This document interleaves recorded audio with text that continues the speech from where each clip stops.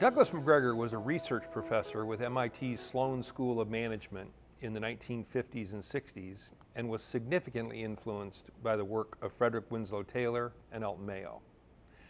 McGregor reasoned that the traditional organization, as represented by scientific management, was based on a certain set of assumptions about human nature and human motivation, and that the human relations theory unintentionally uncovered an alternative and superior set of assumptions.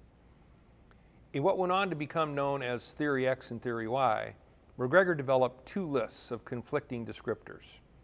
Theory X assumptions suggested that work was inherently distasteful to most people, and that most people were not ambitious or creative or seeking responsibility, and prefer to be directed and closely supervised.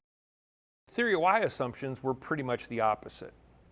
Work was seen as natural as play if the conditions were right. And people possess not only the potential to be self-directed, but also the capacity to be creative.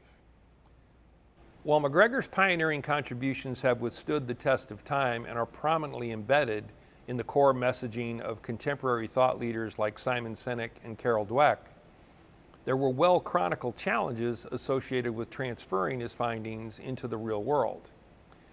The essence of those challenges stem from the inherent distinctions between assumptions and behavior.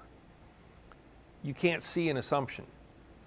You can only make inference about it based on the behavior you do observe. Naturally, practitioners who bought into McGregor's findings inferred that Theory Y assumptions translated to participative or empowering leadership behavior, and that Theory X assumptions translated to autocratic or directive behavior. Not the case.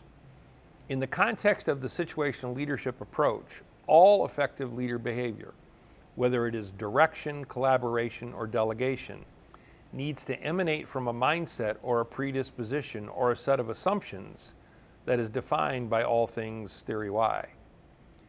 Beyond that, common sense would dictate that people need to be effectively onboarded before they can be responsibly empowered.